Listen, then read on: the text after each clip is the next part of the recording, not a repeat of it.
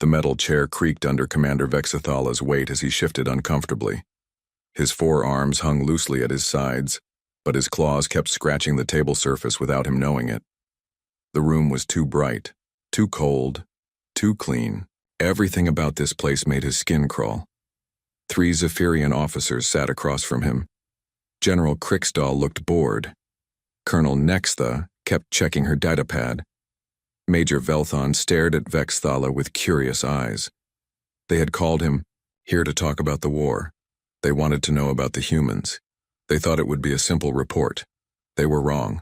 State your name and rank for the record, General Kriksdal said without looking up from his papers. Commander Vexathala, 7th Shock Battalion, Zephyrian Imperial Forces, he replied. His voice sounded hollow in the empty room. You served in the 3rd Galactic War against the human forces? Yes, sir. Good. We need detailed information about human military tactics. Our next campaign requires proper intelligence. The general finally looked up. Begin with your first encounter. Vexathala's claws stopped scratching. His breathing became shallow. The officers noticed the change immediately. Commander? Colonel Nextha prompted. You think you know what you're asking? Vexathala said slowly. You think the humans are just another enemy species. You think they fight like we do? Or like the Krelans, or the Vorthon Empire? He leaned forward, his eyes wide. You are wrong. They are not like anyone else in the galaxy. Major Velthon laughed. Come now, Commander. They're just bipedal mammals, with decent technology. What makes them so special? Vexthala stared at him for a long moment. Because they don't fight to win.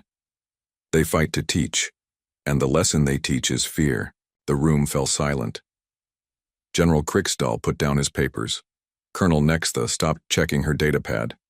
Major Velthon stopped smiling. Explain, the general ordered. Vexthala took a deep breath. It was 18 months ago. The Kepler 442 system. We had intelligence about a small human research station. Maybe 50 people total. Scientists, engineers, a few security guards, nothing serious. He paused, remembering. Command said it would be easy. A simple capture mission. Take the station, secure the research data, move on to bigger targets. They assigned my entire battalion. 500 of our best soldiers for 50 humans. That seems like overkill, Colonel Nextha observed. That's what I thought too. Vexathala's mandibles clicked nervously.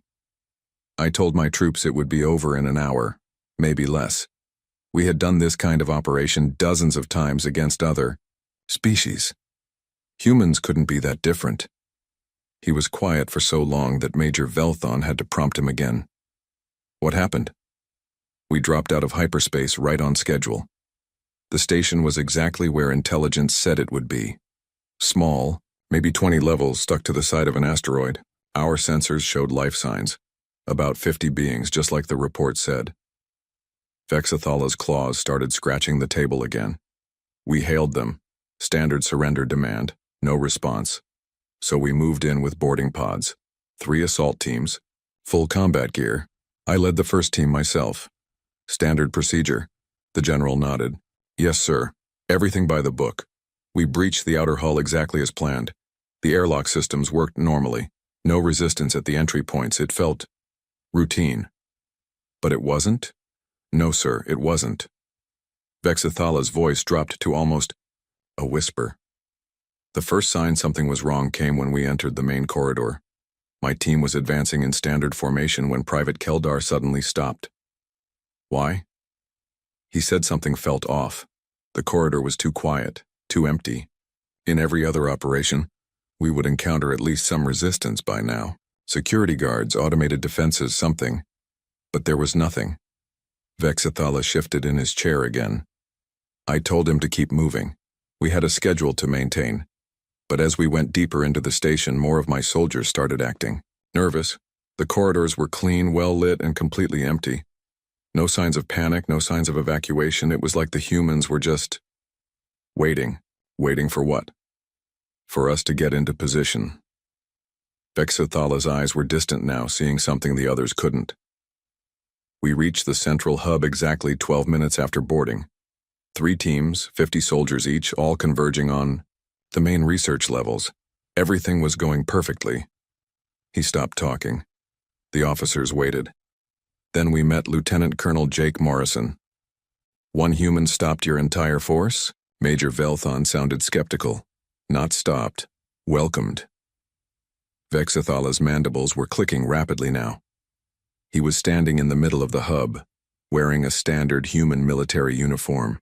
No weapons visible, no armor, just standing there, with his hands behind his back smiling. Smiling? Humans do that when they're pleased about something. It shows their teeth. Morrison was very pleased. Vexathala shuddered. He spoke to us over the comm system. His voice was calm, polite, almost friendly. What did he say? Welcome to Research Station Alpha. I am Lieutenant Colonel Jake Morrison, United Colonial Defense Force. You are exactly on time. Vexthala repeated the words slowly as if they still confused him. On time, like we had an appointment. Colonel Nextha frowned. He was expecting you? Not just expecting us. He had been preparing for us for weeks. Vexthala's breathing was getting faster. He told us that Dr. Lisa Carter, the station's chief scientist, had been working on some very interesting projects. He said they were excited to show us their latest discoveries. That's when you should have retreated, General Crickstall said. Yes, sir, that's exactly what I should have done. But Morrison kept talking. He said he understood we were there to capture the station and secure research data. He said he admired our professionalism. He said he wanted to make sure we got exactly what we came for. Vexathala was quiet again. When he spoke, his voice was barely audible. Then he said something that still keeps me awake at night. He said, Gentlemen, welcome to school. Class is now in session. School, a human place of learning, where they teach their young. Vexthala looked directly at the general. He was going to teach us something. And the first lesson was that we didn't understand anything about human warfare. What happened next? The lights went out. All of them, everywhere. Complete darkness. Our night vision kicked in automatically, but it didn't help. The humans had done something to the air. Some kind of gas that made our eyes water and our breathing difficult. Not enough to kill us, just enough to make us uncomfortable. Vexathala paused. Then we heard Morrison's voice again. Still calm, still polite. He said, Lesson 1. Environment is a weapon. Dr. Carter will now demonstrate. That's when the real nightmare began. The gravity in the station started changing. Not failing, changing. One corridor would have normal gravity. The next would have double gravity. The one after that would have gravity pointing toward the ceiling instead of the floor. Major Velthon looked confused. How is that possible? Dr. Carter's research. Gravitational manipulation. They had turned the entire station into a testing ground for weapons we didn't even know existed. Vexthala's claws were leaving deep scratches in the table now. My soldiers started falling. Not from enemy fire, from the floor becoming the ceiling without warning. We tried to adapt, we're trained for unusual environments, but every time we figured out the pattern, it changed. Morrison's voice kept coming over the comm system, explaining what was happening like he was teaching a class. Lesson 2. Adaptation requires predictability. Remove predictability, remove adaptation. Then the attack started. But not attacks like we expected. Private Danny Walsh appeared at the end of a corridor. He was walking on the wall, moving, parallel to the floor like it was perfectly normal. His weapon was firing with impossible accuracy because he could use the altered gravity to steady his aim. Vexathala stood up suddenly, pacing the small room. The officers watched him nervously. We tried to return fire, but we couldn't get stable footing. Every time we aimed, the gravity would shift and we'd be thrown off balance. Walsh just kept moving, kept firing, kept hitting his targets. When we finally managed to coordinate a response, he disappeared into a ventilation shaft. One human who had turned physics into his ally. But he wasn't alone. Sergeant Katie Price appeared on the ceiling above us, rappelling down with some kind of harness system. She was dropping small devices that exploded into nets, tangling our legs and weapons. The worst part was Morrison's voice. Still teaching. Lesson 3. Your enemy's advantages become your disadvantages when you fail to understand the battlefield. We had been fighting for 20 minutes and hadn't secured a single objective. Half my soldiers were injured not from weapons but from falling in unexpected directions or being tangled in nets. The humans were fighting a completely different kind of war. Vexthala sat back down heavily. That's when I realized we were in serious trouble. Everything we knew about combat was useless here. The humans weren't just defending their station, they were conducting an experiment. And we were the test subjects. The three officers stared at him in stunned silence. "Commander," General Cricksdell said slowly, "are you telling us that 50 humans defeated your entire battalion?" "No, sir." Vexthala met his eyes. "I'm telling you that 50 humans played with us like children. The defeat came later." General Cricksdell leaned forward in his chair. His expression had changed from bored to concerned. "Continue, Commander. What happened after the initial assault?" Vexthala rubbed his temples with two of his hands, while the other two remained clenched, on the table. "The gravity shifts were just the beginning, sir. We tried to regroup in what we thought was a safe corridor. That's when we discovered that the humans had been watching us the entire time. Watching you how? Cameras, sensors, equipment we couldn't detect with our standard gear." Morrison's voice came over the comm again. He said, "Excellent reaction. Time, gentlemen. You're learning faster than our last visitors. Dr. Carter, please proceed to Lesson 4. Colonel Nextha shifted uncomfortably. "Last visitors?" That's what he said. Like we weren't the first ones to attack this station. Like this was something they did regularly. Vexthala's voice grew quieter. Then the wall started moving. Moving? Not all at once. Just sections. A panel here, a section there, creating new passages, blocking old ones. The station was changing shape around us. What had been a straight corridor became a maze. What had been an open room became 3 smaller rooms. Major Velthon made a note on his datapad. Mechanical systems? More than that, the humans had built their entire station to be flexible, like it was alive. Vexthala stood up and began, pacing again. My second team reported that their exit route had disappeared.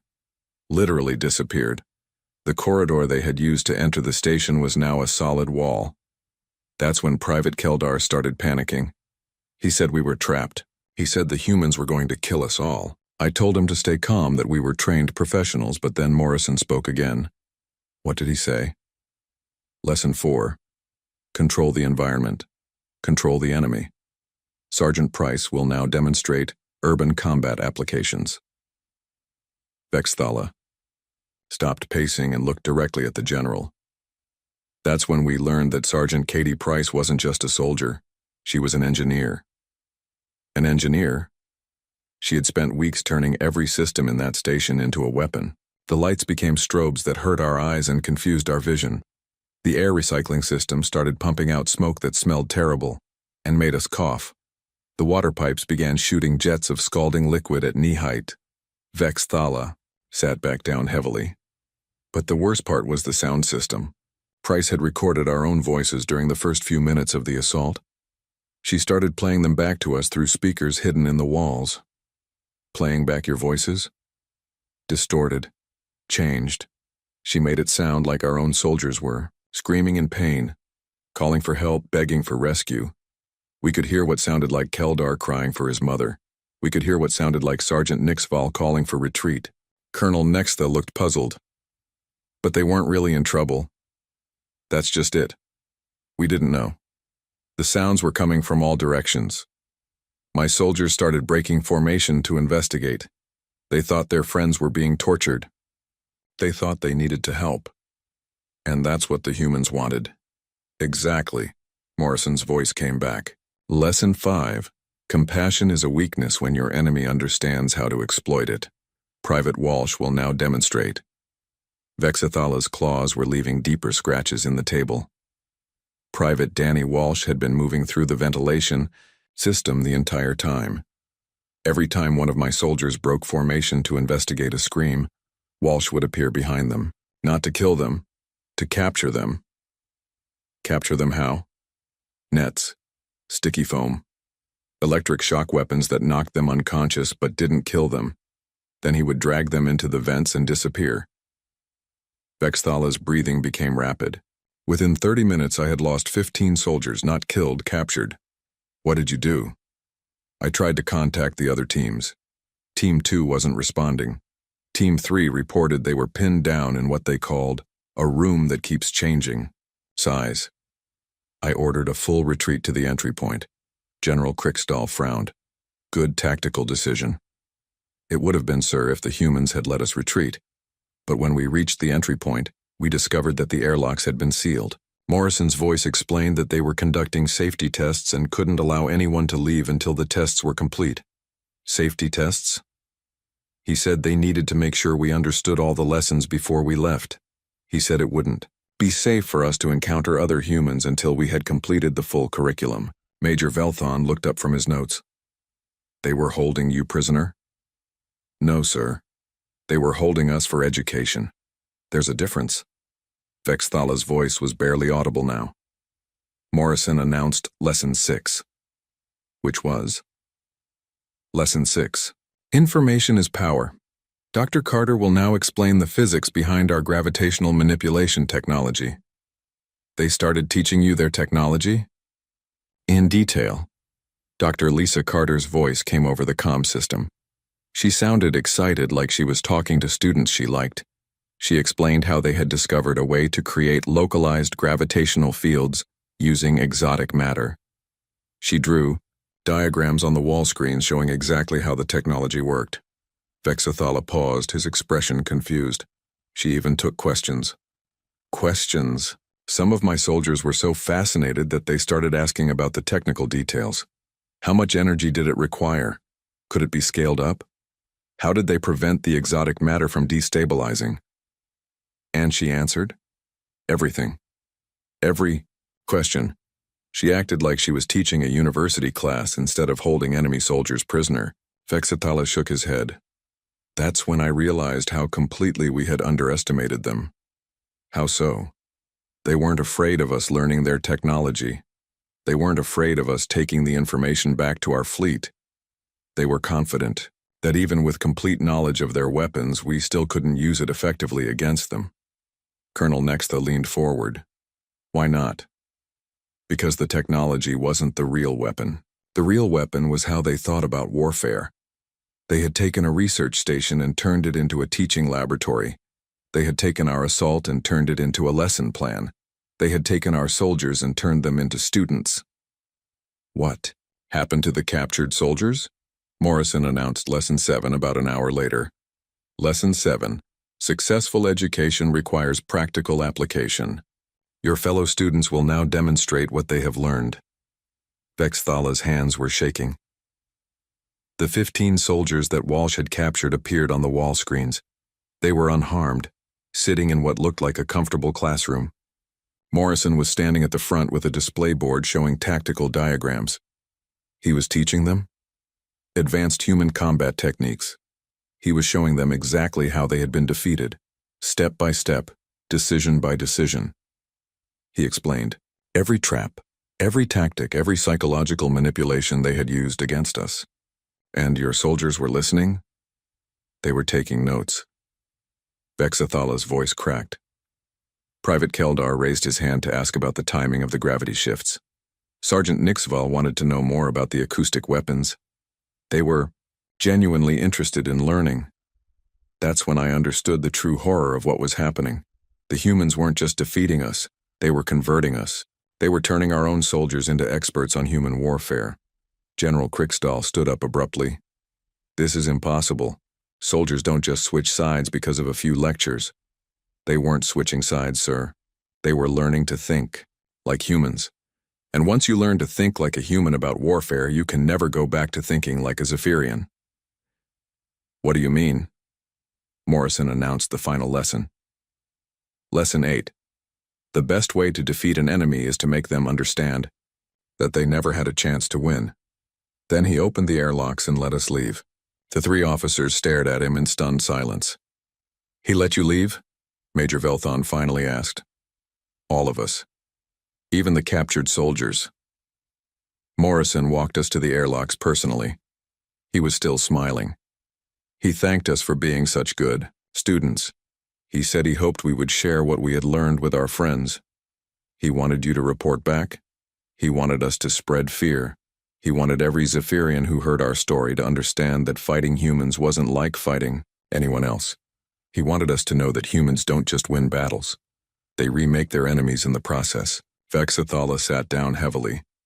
The worst part was the handshake. Handshake? A human gesture of respect. Morrison offered to shake my hand as I left. When I took it, he leaned close and whispered something that I'll never forget. "What?" he said. "Commander, what you experienced today was a training exercise. Our actual military is much more creative." The room fell completely silent. "That was 18 months ago," Vexathala whispered. "I haven't slept properly since." The three officers sat in uncomfortable silence for several minutes. Finally, General Krickstahl cleared his throat. "Commander, you mentioned this was your first encounter with human forces. There were others?" Vexthala nodded slowly. "Yes, sir. 3 more major engagements, each one worse than the last." He looked up at the ceiling, his eyes distant. "After Research Station Alpha, High Command decided we needed a different approach. They said a small research station wasn't a real test of human capabilities. What did they decide to do? Full planetary assault. Proxima Centauri B, a human colony world with about 2 million civilians and a small military garrison. The plan was to overwhelm them with superior numbers before they could set up any of their tricks." Colonel Nextha made a note. "How many ships did we send?" 50 battle cruisers, 200,000 soldiers, the largest assault force we had ever assembled for a single target. Vexthala's mandibles clicked nervously. High Command was confident that even humans couldn't turn an entire planet into a weapon. But they did. They did something much worse. They turned it into a hunting ground. Major Velthon looked up from his datapad. "Explain." "The human in charge of planetary defense was Colonel Amy Rodriguez. Intelligence said she had 6 months to prepare after our attack on the research station. We thought 6 months wasn't enough time to do anything significant on a planetary scale. You were wrong. We were completely wrong. Rodriguez understood something about Zephyrian psychology that we didn't even understand about ourselves." Vexathala began pacing again. "She knew we were pack hunters. She knew we relied on pheromone communication to coordinate our units. She knew we would do anything to help a fellow soldier in distress. And she used that against you? She built her entire defense strategy around it.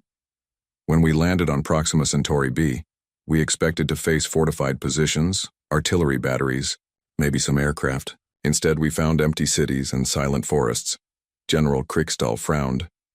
"They evacuated?" "No, sir. They were hiding. But not from us. They were hiding from each other." Vexathala stopped pacing and looked directly at the general. Rodriguez had divided her forces into tiny units, 2 or 3 humans each, maybe 4 at most. They were scattered across the entire planet. That's terrible tactics. Small units can't hold territory. They weren't trying to hold territory. They were trying to break our minds. Vexathala's voice grew quieter. "The first attack came 6 hours after landing. My battalion was advancing through what looked like an abandoned farming settlement when we heard it." "Heard what?" "A Zephyrian. Distress call. Perfect pheromone signature, exactly the right frequency. It sounded like a wounded soldier calling for help." Vexathala shuddered. "We followed the signal into a small building complex. It was a trap. It was Captain Ben Turner and 2 other humans. They had learned to perfectly mimic our distress pheromones. They could make sounds that were identical to our emergency signals. But how did they know your communication methods? They had studied the prisoners from Research Station Alpha. Morrison had shared everything he learned with other human commanders. They knew exactly how we talked to each other, exactly what sounds meant danger, exactly what would make us come, running to help." Colonel Nextha looked disturbed. "What happened when you found them?" Turner was holding a small device that was broadcasting the fake distress signal. "When my soldiers surrounded the building, he just smiled and pressed a button. The signal changed from a distress call to something else. What? A mating call, specifically the mating call of a Krelian death wasp. Vexathala's breathing became rapid. Every Zephyrian knows that sound. It's programmed into our genes to make us run away as fast as possible. So you retreated? Half my unit did. The other half was too confused to move. We had trained responses pulling us in opposite directions. Help the wounded soldier or flee from the predator. Our instincts were fighting each other. What did Turner do? He started talking, not shouting or threatening, just talking in a calm, conversational voice. He said he understood that we were confused. He said he knew it was hard to think clearly when your instincts were in conflict. Vexthala sat down heavily. Then he offered to help us. Help you? He said he could turn off the device if we wanted to have a civilized conversation. He said he was interested in learning more about Zephyrian culture. He said he had some questions about our military structure. Major Velthon looked skeptical. And you believed him? Some of my soldiers did. Turner was very polite, very respectful. He didn't act like an enemy. He acted like a curious researcher. Vexathala's claws scratched the table. 3 of my soldiers actually approached him to answer his questions. What happened to them? Nothing violent. Turner thanked them for their cooperation. He asked about our command structure, our communication protocols, our standard operating procedures. My soldiers answered because he seemed genuinely interested. Then, he sent them back to us with a message. What message? He said he appreciated the information. He said it would help him plan more effective defensive strategies. He said he looked forward to our next encounter. Vexathala's voice was barely audible. Then he disappeared into the forest. How? We don't know. One moment he was there, the next he was gone. But we kept hearing the fake distress calls from different locations, sometimes 2 or 3 at the same time from different directions. General Kriksdal leaned forward. What did you do? We tried to ignore them. But Zephyrian soldiers can't. Ignore distress calls, it's impossible. Every time we heard one, at least a few soldiers would break formation to investigate. And Turner would be waiting. Not just Turner. Other humans. Major Sue Collins, Lieutenant Gary Stevens, Captain Janet Walsh, they were all doing the same thing. Mimicking our signals, asking polite questions, gathering intelligence, then disappearing. How many soldiers did you lose this way? None killed. That was the terrifying part. The humans weren't killing anyone. They were just collecting information. And every soldier who talked to them came back changed. Colonel Nextha frowned. Changed how? They started thinking like humans. They started questioning our tactics. They started suggesting that maybe we should try talking to the enemy instead of fighting them. Vexathala's mandibles clicked rapidly. Within a week, I had a mutiny brewing in my own unit. A mutiny? My soldiers weren't refusing orders. They were politely suggesting better ways to do things, human ways. They said the human approach was more efficient, more civilized, more effective. What did you do? I reported the situation to Fleet Command. They said similar problems were occurring across all our ground units. Soldiers were becoming reluctant to engage human forces. Some were even requesting permission to surrender so they could learn more about human culture. Major, Velthon made another note. How did Command respond? They sent in the psychological warfare specialists, experts trained to handle enemy mental manipulation. But the humans were ready for them too. How? Rodriguez had anticipated that we would send specialists. She had prepared a special welcome for them. Vexathala stood up and began pacing again. The specialist landed in what they thought was a secure area. Instead, they found Captain Turner waiting for them with a tea service. A tea service? A human social ritual involving hot beverages and polite conversation. Turner invited the specialist to sit down and discuss their concerns over drinks. Did they accept? They had to. Turner was alone, unarmed, and completely non-threatening. It would have looked foolish to attack someone offering hospitality. Vexathala's voice grew hollow. The conversation lasted 4 hours. What did they talk about? Psychology. Turner was genuinely interested in how Zephyrian mental manipulation techniques worked. He asked detailed questions about our methods, our training, our success rates. The specialists answered because Turner seemed like a fellow professional. Then Turner started sharing human techniques, not to show off, but to have an academic discussion. He explained how humans approached psychological warfare differently, how they used compassion instead of fear, curiosity instead of aggression, education instead of intimidation. What happened to the specialists? They came back to the fleet completely convinced that human psychological methods were superior to ours. They recommended that we adopt human techniques immediately.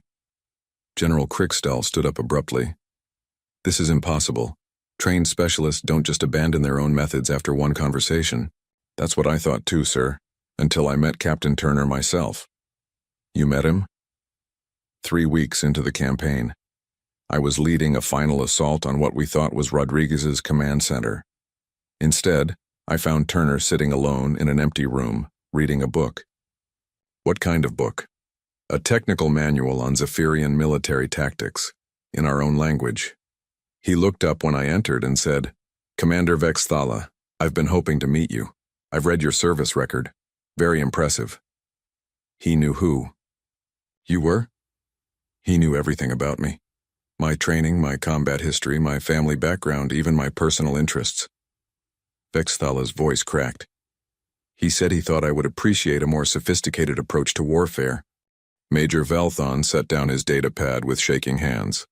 Commander, surely High Command learned from these failures. What was their next strategy? Vexthala let out a bitter laugh that sounded more like a growl. They decided the problem was that we were fighting humans on their terms, using conventional forces against unconventional enemies, so they authorized the deployment of our most elite unit. Which unit? General Crickstall asked. The Shadow Hunters. Vexithala's voice dropped to barely a whisper. 50 of our best assassins, soldiers who had never failed a mission, equipped with the most advanced cloaking technology in the galaxy. Colonel Nextha looked impressed despite herself. The Shadow Hunters have a perfect success record. Had a perfect success record, Vexithala corrected. Past tense.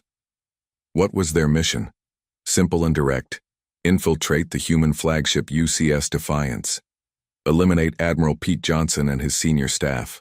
Cripple human command and control throughout the sector. Vexithala stood up and walked to the small window in the interrogation room. It should have been easy. The Shadow Hunters had assassinated dozens of enemy commanders from other species. But it wasn't easy. The Shadow Hunters managed to board the ship without detection. Our best cloaking fields made them completely invisible to human sensors.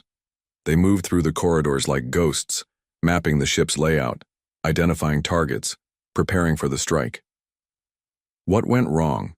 They encountered Chief Petty Officer Carla Murphy in the engineering section. Vexthala turned back to face the officers. Murphy had worked on human starships for 15 years. She knew every sound, every vibration, every subtle change in air pressure that a ship could make. So she detected them. Not exactly. She couldn't see them, couldn't track them with any equipment, but she knew they were there. Vexithala's claws started scratching the table again. Murphy had spent so many years in ship engineering that she could feel when something was wrong with her environment. Feel it how? The way the air moved differently when someone invisible walked past.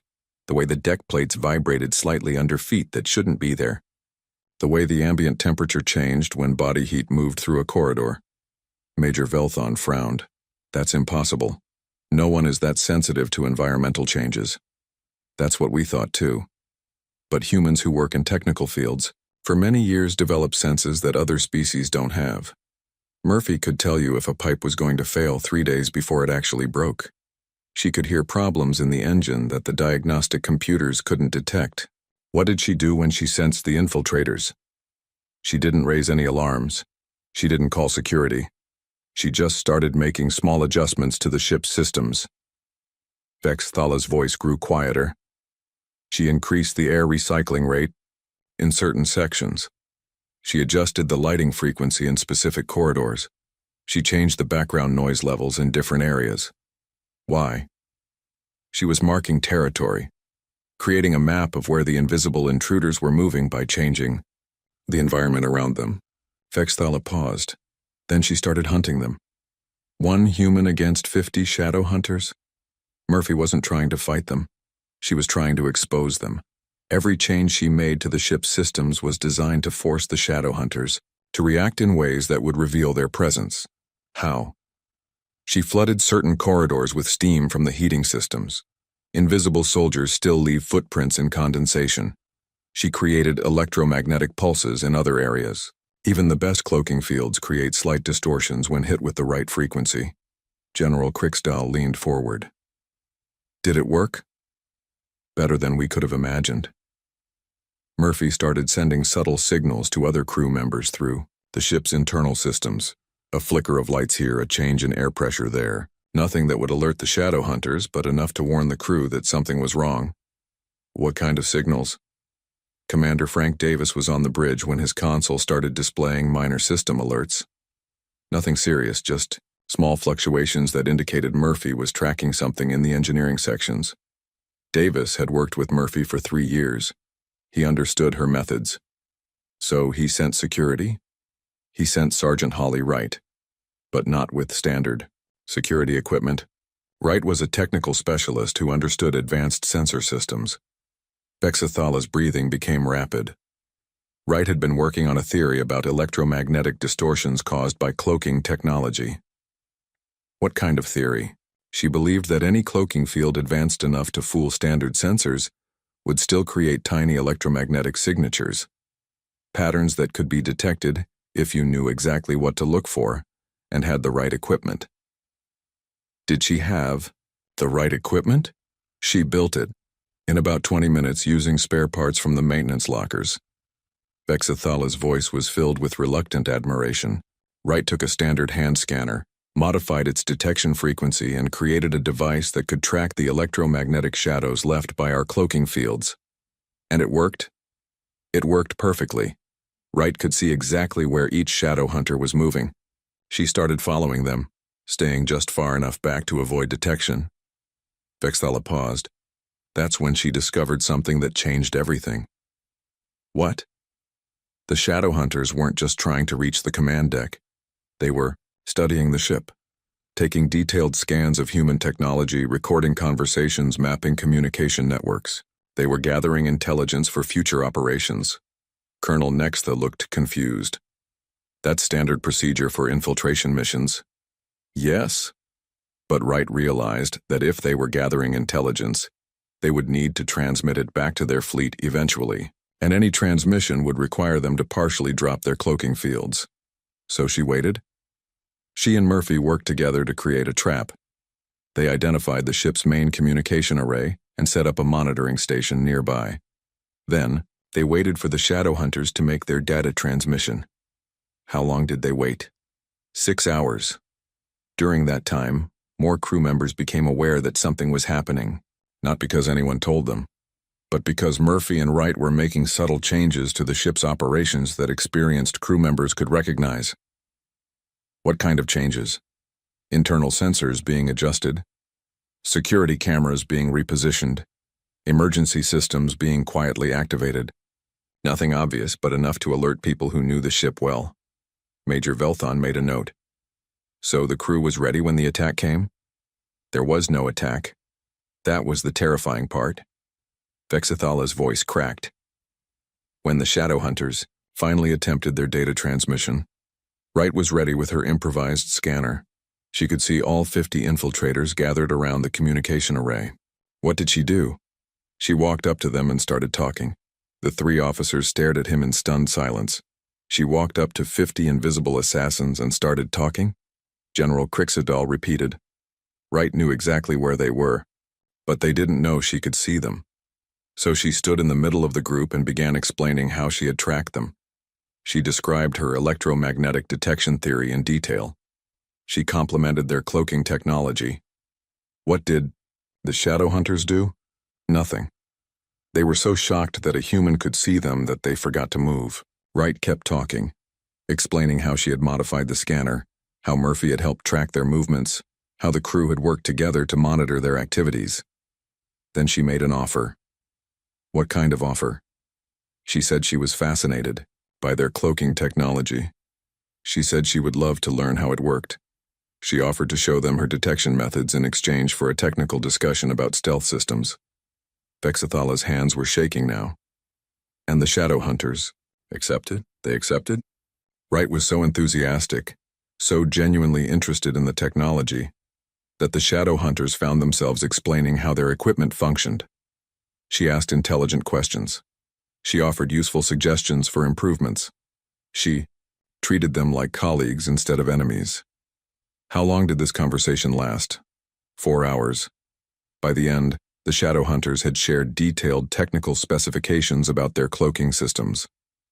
Wright had explained advanced human sensor technology. They were discussing possibilities for collaboration between their respective engineering teams. What happened to the assassination mission? The shadow hunters forgot about it. They were too interested in the technical discussion. Wright suggested they meet again to continue exchanging information. They agreed. They agreed to work with humans. They agreed to become research partners. Wright arranged for them to have regular meetings with human engineers. The shadow hunters started providing intelligence about Zephyrian technology in exchange for access to human innovations. General Kriksdal stood up abruptly. This is treason. Elite soldiers don't just abandon their missions for technical discussions. That's what I thought too, sir, until I learned what Wright had really done. What do you mean? The conversation wasn't just about technology. Wright had been studying Zephyrian psychology through our captured soldiers. She knew that our most elite troops were chosen for their intelligence and curiosity.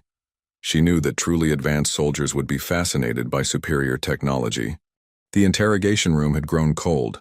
None of the officers had moved for several minutes. Finally, General Kriksdal broke the silence with a voice that barely carried across the room. Commander, there was one more engagement? Vexathala nodded, slowly. The final one. High Command had lost patience with conventional tactics. They had lost patience with elite units. They had lost patience with the entire war. What did they decide to do? End it. Permanently. Vexathala's voice was hollow. They authorized the deployment of the planet killer. Colonel Nextha gasped. They were going to destroy Earth? The weapon was massive. It required 3 starry destroyers to generate enough power. The device could crack a planet's core and turn an entire world into asteroids. Vexathala's claws were leaving deep gouges in the table now. High Command decided that if they couldn't defeat humans through normal warfare, they would simply remove humans from the galaxy. Major Velthon looked up from his notes. How many ships escorted the weapon? 237 vessels. The largest fleet we had ever assembled. Every available warship from 6 different sectors. Vexathala stood up and walked to the window again. Admiral Zekmore commanded the operation personally. He said there was no possible way the humans could stop such overwhelming force. What happened? We reached Earth's solar system exactly on schedule. The planet killer was charged and ready. Our fleet was in perfect formation. Earth's defenses looked pathetic compared to our firepower. Vexathala's voice grew distant. Then Captain Tony Stevens contacted us. 1 ship against our entire fleet? 1 small scout vessel called the Endeavor.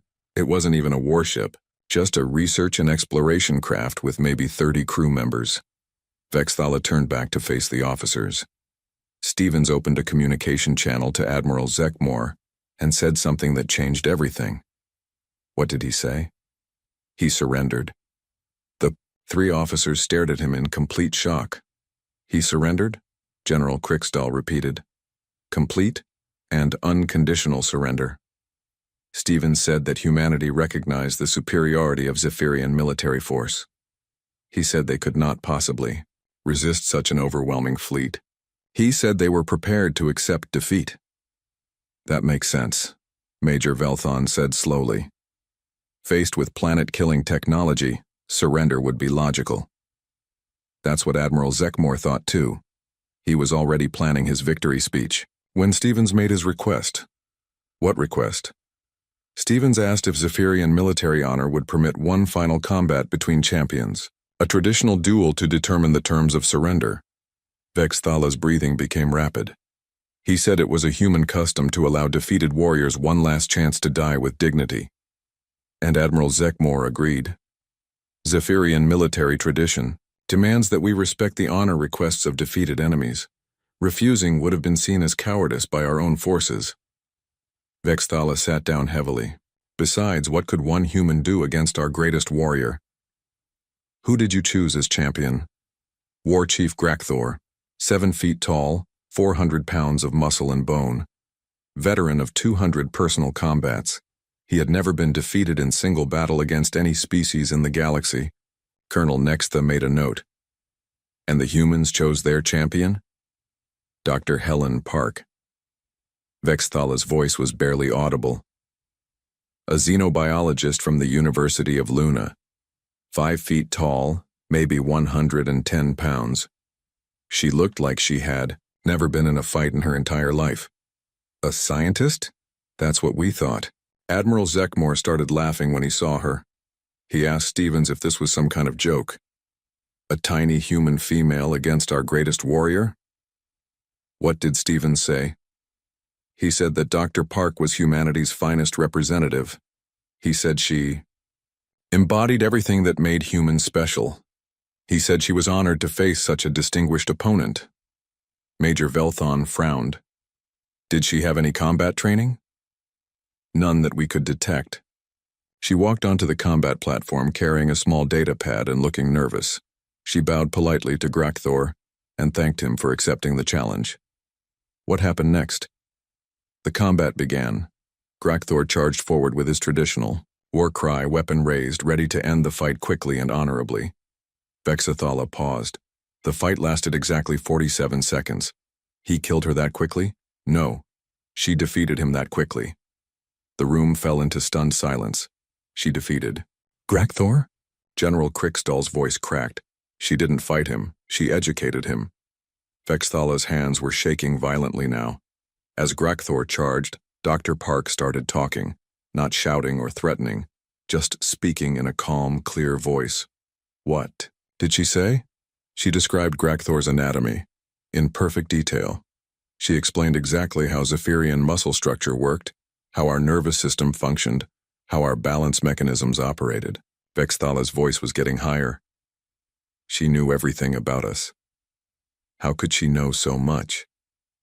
She had been studying every Zephyrian prisoner, every casualty, every piece of biological data collected during the entire war. She understood our species better than we understood ourselves. But how did that help her win the fight? She knew exactly where to strike. Not to kill, but to disable. She knew which nerve clusters would cause temporary paralysis. She knew which pressure points would disrupt our balance. She knew how to make Grakthor's own strength work against him. What did she do? 3 precise strikes. 1 to a nerve cluster in his left shoulder that made his arm go numb. 1 to a balance point behind his right knee that made him stumble. 1 to a pressure point on his neck that made him fall unconscious. Vexthala was crying now. Grakthor never even got close to hitting her. She moved like she could predict every attack before he made it. Because she could. She understood how we think, how we move, how we fight. When Grakthor fell, Dr. Park knelt beside him and checked his pulse. She assured Admiral Zekmor that he would recover fully in about 10 minutes. She said she had been very careful not to cause any permanent damage. Colonel Nextha looked disturbed. What happened after the combat? Stevens opened another communication channel. He thanked Admiral Zekmor for honoring human customs. He said the combat had been very educational for both species. Educational? Then Stevens revealed the truth. Dr. Park hadn't been chosen for her combat skills. She had been chosen because she was the least threatening human they could find. What do you mean? Stevens explained that Dr. Park was a university professor who spent her time studying alien biology and teaching graduate students. She had never served in the military. She had never received combat training. She was, by human standards, completely peaceful and harmless. But she defeated our greatest warrior.